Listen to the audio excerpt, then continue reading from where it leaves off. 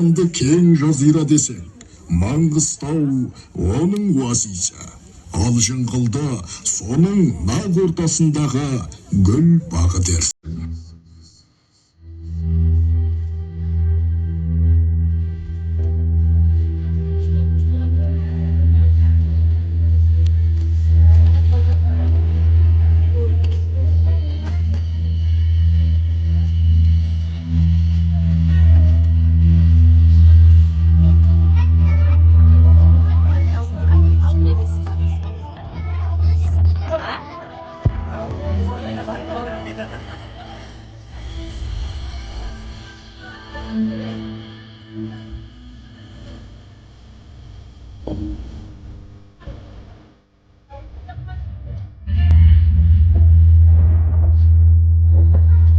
Туыстар, hoş geldiniz жыңғылдыға.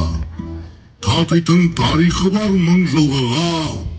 Аңыздай ақиқатын шертеді аулым, шегініш жасайды да мың жылғыға. Ел өсті, жер көркейді құлпырдаймақ. Жыңғылды өз ауылым соған айғақ. Тек таталар таңдаған баба қоныс, Турабын 9 жолдың жатқан жайлап. Тамсантарға татырлық тағылымы, келешегімде кемелді өркен жаймақ. Аңсарым азаттықтың арқасында, Таңыры ата бермек күндер айлап. Хан қақпа, халық қазына, батыр қорған, ән сәнің, күйін көркін ақын жорған. Шешен шеңбер, шежірең бей таразың, ту тіккен туған жерің, алтын ордаң. Деп таталар кейінгіге өсиет қып, аялаң ең алдымен соны қорған. Бұл даланың әртасында, әр төбесінде тарихтың ізі бар. Жыңғылды жай ауыл емес, талай тарлан туған қасиетті мекен.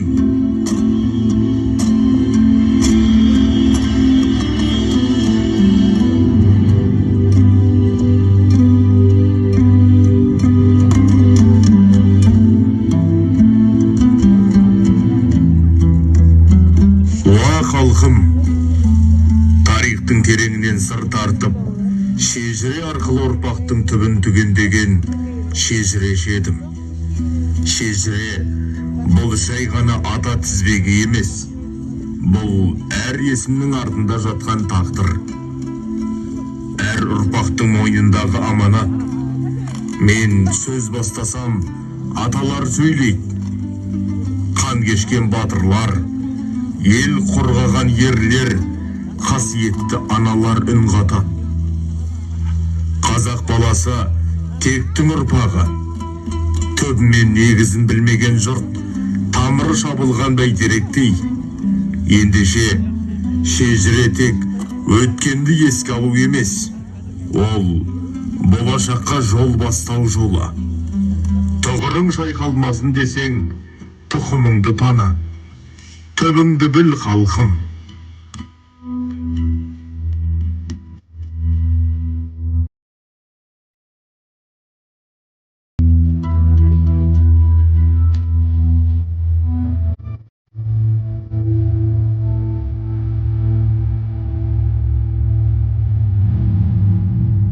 Қара сөзбен қамшы салдырмаған, қалың елдің тағдырын таразылаған, қара ақылды қақ жарған белердің ізін жалғаған жандармыз. Бей болу жағымпаздықтан емес, халықтың жоғын жоқтаумен келеді. Қай істе де ақыл мен сабыр, төрелікте шындық пен әділдік үстем болуы тиіс. Халыққа қарап сөйлесең, сөзің өтеді. Ханға жалтақтап сөйлесең, биік сөзің кетеді. Ел ішінің әділ төрелігін айтқан, бітіммен бірлік жолын таңдаған билердің ұрпағымыз. Бей болу төрде отыру емес, туралықпен төрелік айту.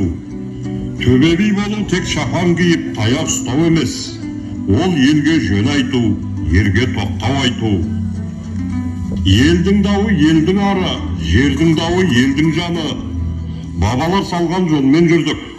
Бүгінгі ұрпақ бірлікке адал болса, билік те береке де өздерінде емес пе? Біз елдің сөзін елге жеткіздік. Ел тізгінін елдің қолында ұстату міне біздің ұрпақтарға қалдырған бүгінгі күнгі аманатымыз. Аманатқа қиянат болмасын.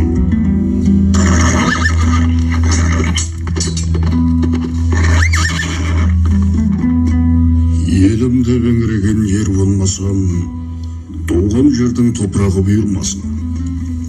Жаудан жасқанып жүрексінген күн өліммен тең.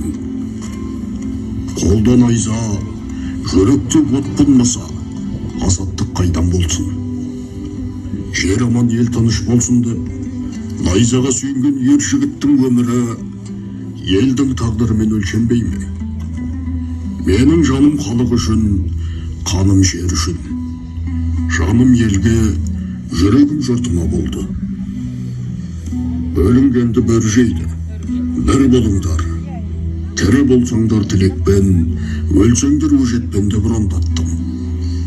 Өзің өлсеңді, артыңда кегіңді алатын ұрпақ қалсын деп, батырларыма күш бердім.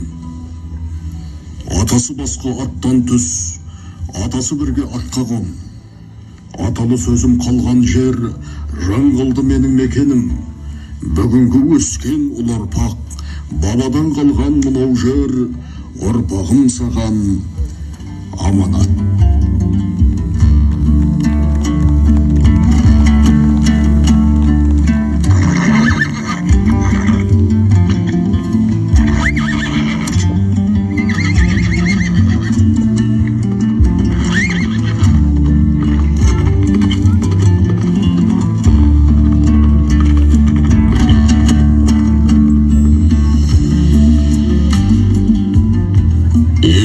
Жер үшін маңдай терін төккен, түздің тұлпары жылқыға серік болған жылқышымын. Соғыс жылдарының ауыр тауқыметін тартып жүріп, жылқы шаруашылығын өркендетуге күш жігерін салып, еңбек еткен аталарыңмын. 3 жыл ішінде фермада адай жылқысының санын 3,5 есеге жеткізіп, айтарлықтай табысқа ие қылдым. Осы ерен еңбегім үшін социалистік еңбек ері атағын алдым. Бір кездері осы жыңғылдың кең даласында қарда көрдік. Құрғақшылық та болды. Бірақ біз еңсемізді түсірмедік. Түлік төресі жылқыны аман сақтадық. Қолымызда қамшы, жүрегімізде елге деген сүйіспеншілік болды. Еңбек ер атандырып деген сөз бос сөз емес. Мен соған куәмін. Еңбектің қадірін біліп жасаған қарапайым қазақта батыр бола алады. Еңбектің батыры болыңдар ұрпағым.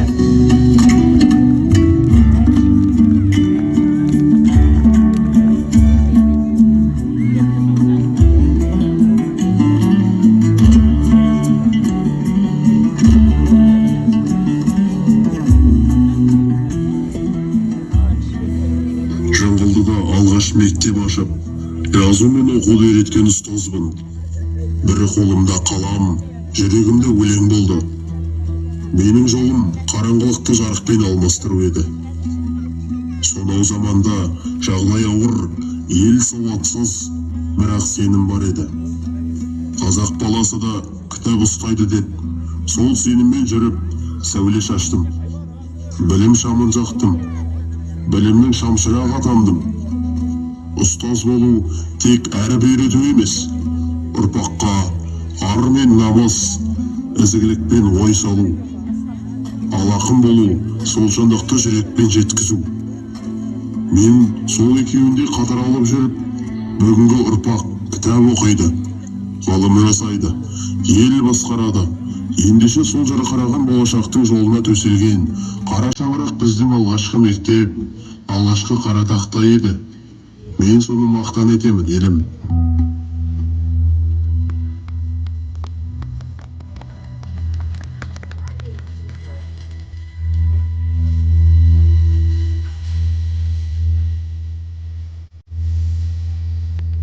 сөзбен емес, күймен сөйлейтін даланың баласы. Жыңғылды менің жұпарым, даламның тынысы. Сол дала мені күйге бөлеп өсірді. Шежіре домбыраның ішінде. Тыңдай білсең, батыр бабаның дүбірінде, ананың әлдейінде естіртеді бұл аспап.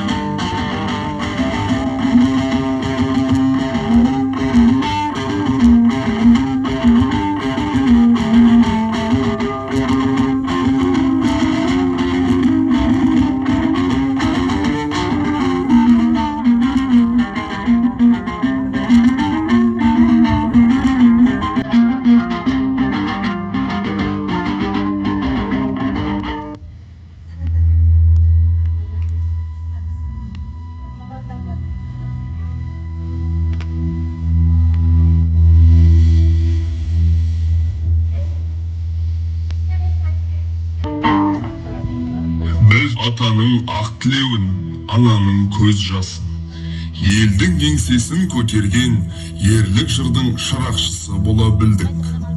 Жыр бұл біз үшін жай ғана сөз емес. Ол бабадан балаға жалғасқан қасиет.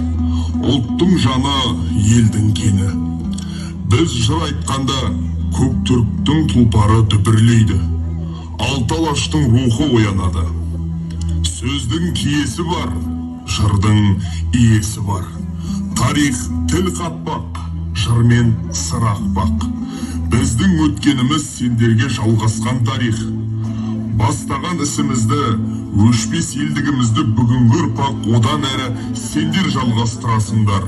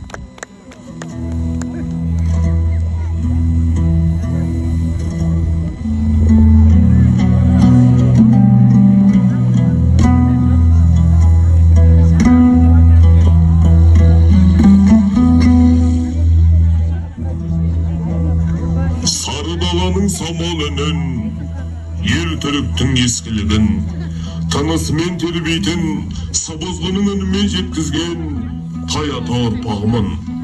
Жырау, елдің тілегі болдым. Жыр сарқылмас өзен, сөздің тамыры терең тарихта, мағынасы болашаққа жеткен аманат. Жырауын сөйлегенде домбыра демін ішіне тартып, аңызақ желде жыраудың сөзіне құлақ тосады. Жырау жырласа, сөзімен ел тірелген, үнімен рух биіктеген. Ауылыңнан жақсы шықса, көңілің тоқ деген осы болар. Менің бір арманым елдің амандығы болған, ұрпағымның өр болуы болған. Ұрпағыма айтқаным, қылыш ұстаған ер бол, қалам ұстаған дана бол. Жеріңе ие бол, тіліңе қорған бол. Бірлік сені ұғысқан, не шығады ұрыстан. Абырой атақ келмейді жағаласпен жұлыстан. Еңбексіз жан тер кеткен, еңбекпен маңдай терлесе таптың бақыт еңбектен. Өсек айтып көпірме, жазықсызға жекірме. Даладан келе айқайлап үй мазасын кетірме. үлгі қыл жұрт мақтасын, сыртыңнан кінә тақпасын, ұйқыны күйттеп күндіз-түн жиылмай малың жатпасын. Осынау 5 күн тірлікте сөз жаттауға қамбадым, Қырымның 40 батыры. 30 торау ноғайлық бәрін түгел жаттадым. Осақ болды арманым, тындырдым бәрін ойымның, мүйіз шықпай сонда да, көзі түзу болғайда, жараттан жаппар.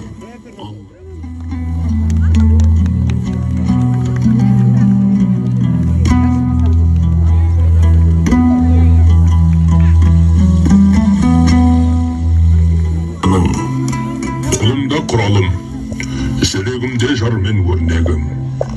Ақын болу, сөз құдіретін жеткізу болса, сәулетші болу тастан өрнек салу. Мен өлеңмен де, өнегемен де өркениетке жол іздеген жанмын. Мен ерші, етікші, өрімші, ою өрнек салушы, құдықшы, шығыршы бола жүріп, безендіріп тамдар салған жанмын. Менің қолымның ізі қалған, сана кетсе де сана кетпеген небір күмбездер мен тарихи ескерткіштер тастан әсем қаланып, ғасырларға қалатын үн болды. Ал жарыммен өрілген ой ұрпағыма аманат. Сөз қадірін білетін еледік. Сәулетті сөз бен сәулетті күмбездерім екеуі де бүгінгі ұрпағыма рухани негізім болды. Алтындай қадірлі бол ер азамат, мұсқұрлы бола алмай жүр көп азамат. Жатқа дос жақынға бас болам деген, қайғысын ел жұртының жер азамат. Кей жігіт көпілдейді ерлік айтып, ұстайды құрғақ күшпен елді қайтып. Бұл заман білек емес біліктікі, халықты ұйыта біл елдік айтып. Өнерге ұмтылыңыз осы бастан, көкке ұшып суға сүңгір біздің жастар. Өрлеген өнерімен білімделге, қолдық деп бас иеді жер мен аспан. Нұр шашып арайлана атқан таңда, жарамас өрт екен деп кейін қашқан, үмітсіздік белгісі надандықтан. Ұмтылың аяқ басың алға жастар. Айналма надандықпен малға жастар. Ұстасын ел тізгінін қолға жастар.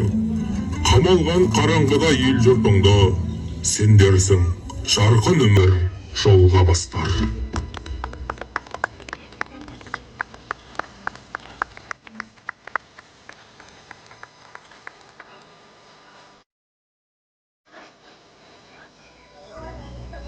Ауылда құлыш қажы мешітімен бір емес қанат қаққан екі мектеп. Сәду есір атында кірсең беттеп, оқу өнер тәрбие тәліміңнің саласын көре алмайсың қалған шеттеп. Нұрсейіт атамның тұр ескерткіші, Қожагелді батырдың кесенесі. Елбай мен Шамығұлды айтуғанды бүгінде жеткізіп жүр өнер көші. Алшынның ардақтаған ұрпағы бар, қожығын құрметтеген бей төресі. Өлеңсіз, қылғаламсыз, күйсіз, әнсіз, сұлулықсыз, шаттықсыз, өмір сәнсіз. Ай мен күн, жақсылар мен жайсаң ортақ, тектіге тебіренбеу тіпті мәнсіз.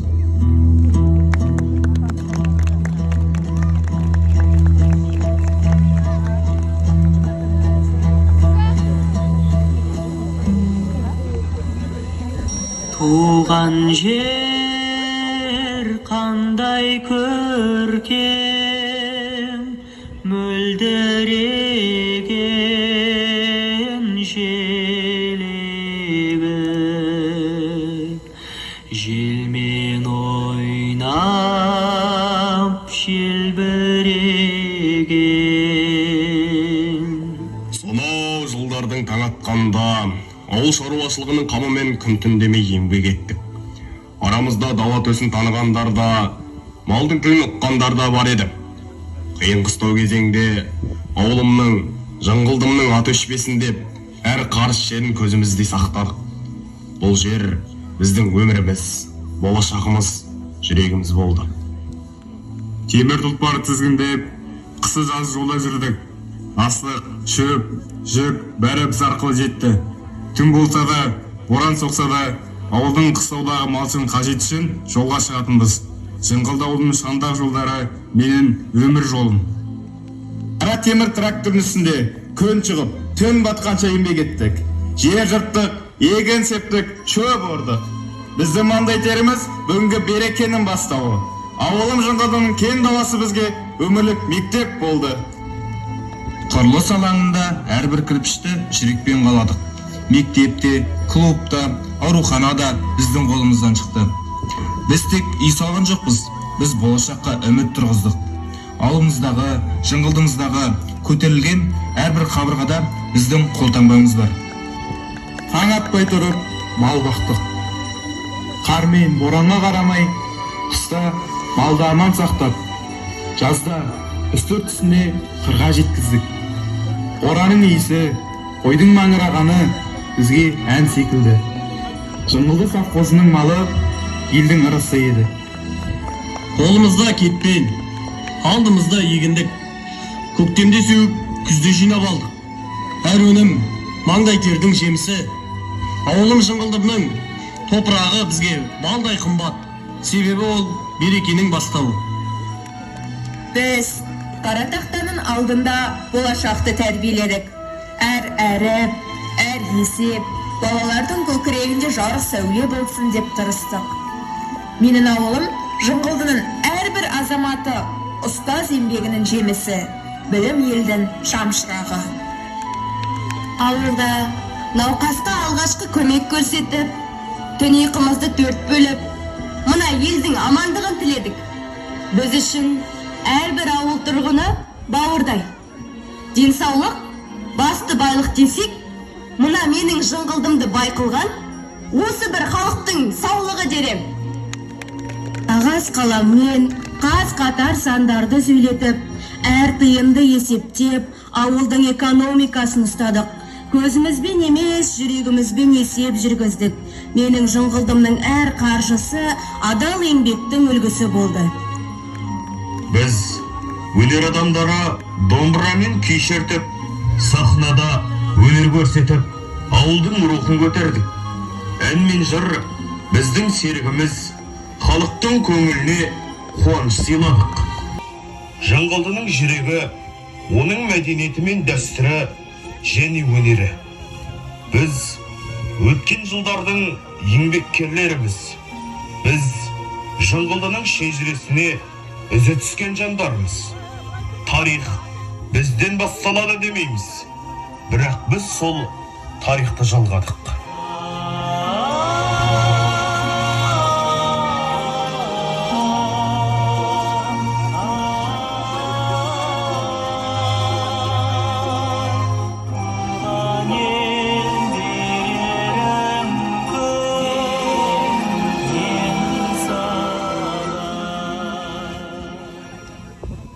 Бәрекелді.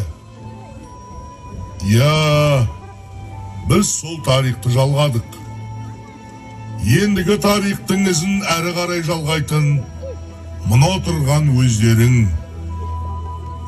Базекең айтып кеткен екен деп, көкейге түй бұл сөзді. Жетеді ақылдарың түсінігің, әйтсе де аға қылын түсін ұғын. Халқыңа, қатарыңа қадірлі бол, ел жұрттан асып тұрсын кісілігің. Дегендей ақыл ойдан артық емес, әр ойдың алды ақыл арты кеңес. Көсемсіп, ел алдында сөйлей беру, әуелден алға қояр шартым емес. Тастадым ортаңызға ой тамызық, айтпағым болмасын деп жарты кеңес. Қазына ойлы, халқыңның жатқан бұрқап, өнеге өріс салтын ал, өсер ұрпақ. Топылған тобыр болмай толық қанды, адами атақ даңқың шықсын шырқап. ел білсін азаматтық мәніміңді. Ұлыдан ала білде тәлім үлгі, тектілік рухында тебіреніп, кішіге көрсет тәуір тәліміңді. Әрдайым ұстаздықпен ұсынатын, бұл менің идеалым әлі күнгі. Торқалы тойын құтты болсын, жыңғылдым.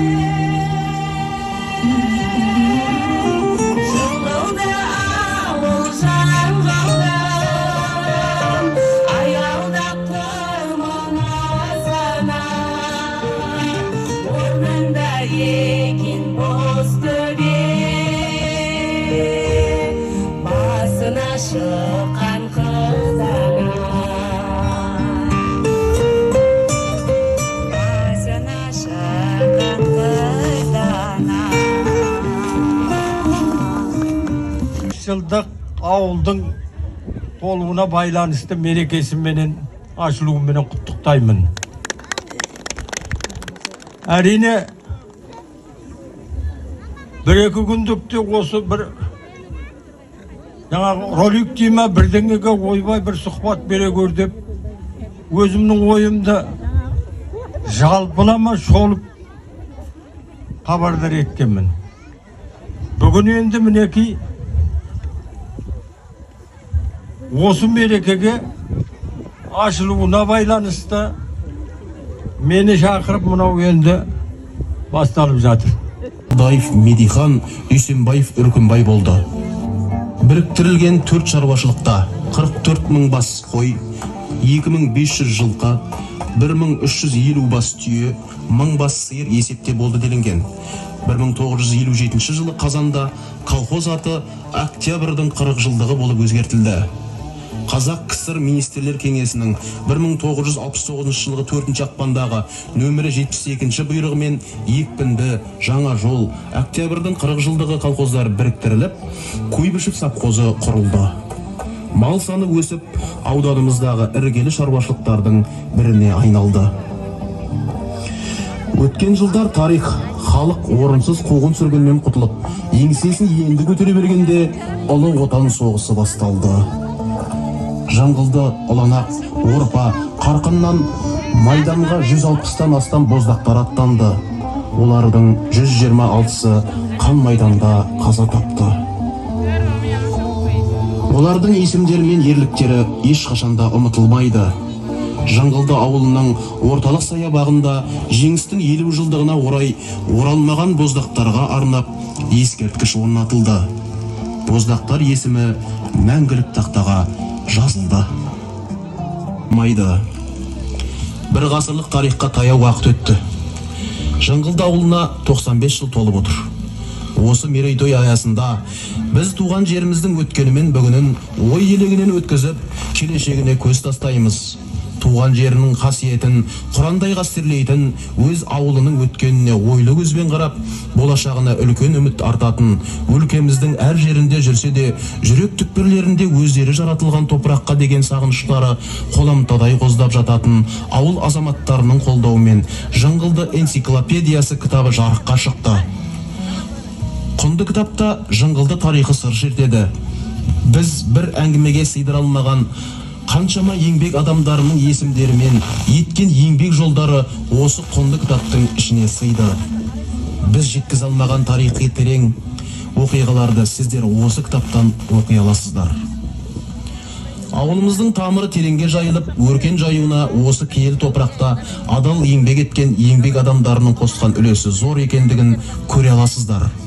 Бүгінгі ұрпақ біздер кешегі кеңес дәуірінің қиында қызықты кезеңдерінде маңдай терін сарып етіп, туған ауылдың өркендеуі үшін еңбек еткен малшыларды, егіншілерді, құрылысшыларды, трактористтер мен механизаторларды, жалпы ауыл шаруашылық мамандары және денсаулық, білім саласы мен мәдениет сауда салаларының барлық мамандарына ерекше ықыласпен, шын жүректен алғыс айтамыз. Олардың маңдай термен атқарған еңбектері бүгінгі ұрпаққа үлгі, ауылымыздың берік ірге тасы.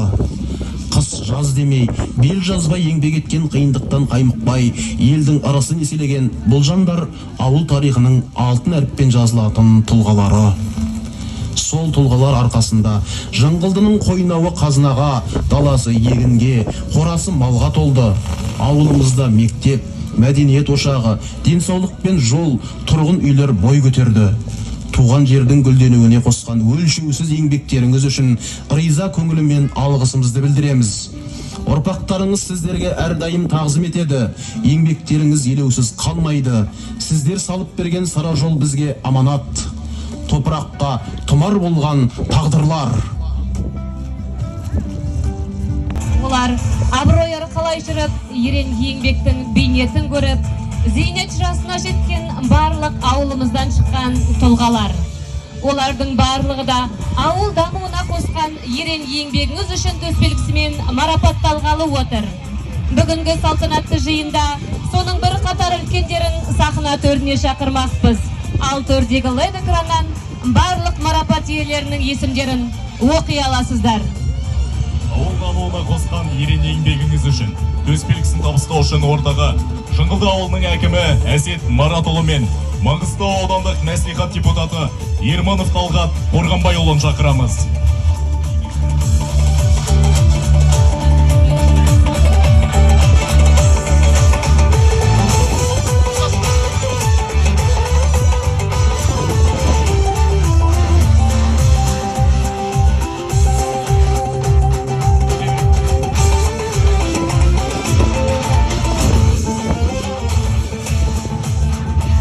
Жыңғылды ауылының 95 жылдығына орай ауыл дамуына қосқан ерен еңбегіңіз үшін төс белгісімен Олжабаев Кәдірберді Олжабайұлы.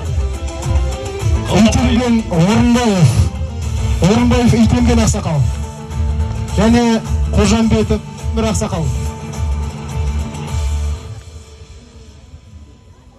Қалапаев Мұқан, Асқаров Ералы, Жұбанов Күзембай.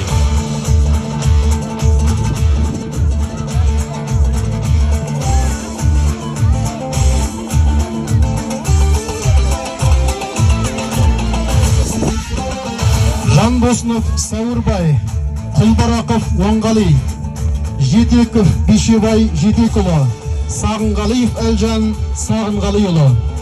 Сейтмұратов Емутбай, Нұралиев Жеңіс, Шораев Амантай, Өрлеубаев Турин, Қылышбаев Жаңаша Қылышбайұлы. Келіңіздер ақсақалдар, сахна төріне келіңіздер. Және де осындай төспелігімен әрі қарай марапатталатын ақсақал ауыл ағаларының Әлмұратов Көшер Әлмұратұлы, Төлеубаев Баянғали Төлеубайұлы, Досыбаев Көшен Досыбайұлы, Тұңғатаров Түйеші Қайырбайұлы.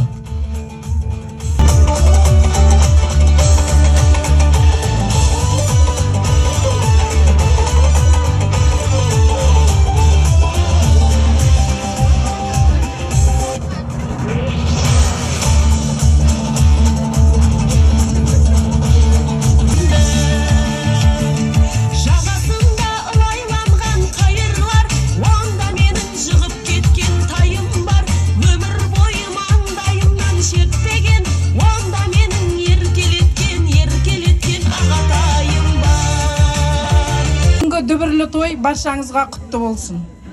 Бүгін біз үшін ерекше күн. Туған жеріміз Жыңғылды ауылының 95 жылдық тарихына арналған энциклопедиясының тұсаукесерінде бас қосып отырмыз. Энциклопедияға ғылыми тұрғыда анықтама беретін болсақ, энциклопедия адамзаттың білімін, ғылым мен мәдениеттің түрлі салалары бойынша жүйелі түрде жинақтап, түсіндіріп беретін ғылыми анықтамалық басылым. Қошеметтеріңіз ағайын. Құтты болсын кітап. Ұрпаққа мұра ағаларымызға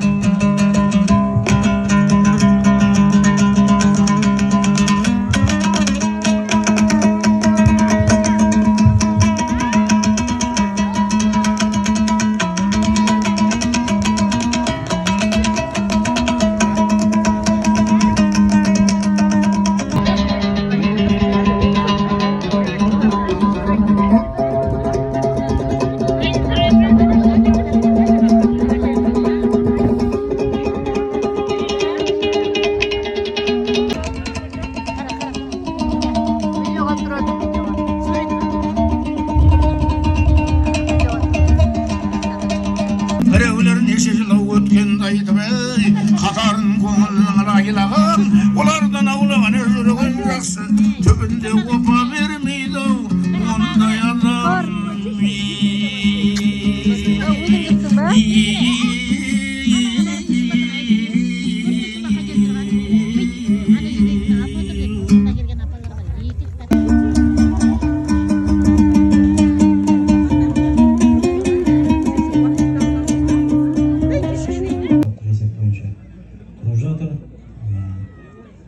жалпы халықтың өсімі табиғи өсім есебінен жылдан жылға өсуде. Ауыл газбен толықтай қамтамасыз етілген, жаңадан салынайын деп жатырған құрылыстарға инфрақұрылымға тартылуға газбен токпен камтамасыз етіп отырмыз. Жалпы жаңа да айтып кеттім, ауданның мешіттерден кейінгі халқы жөнінде, жеке үйлер шаңғыда атажұрт алтын бесігінің кең ашқан бақыт есігін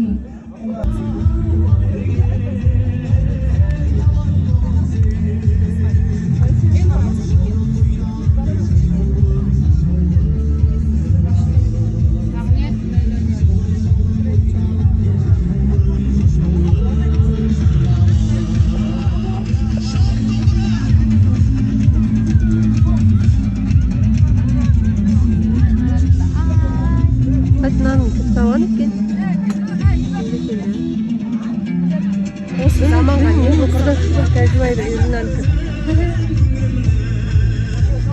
Оны қысалан екен.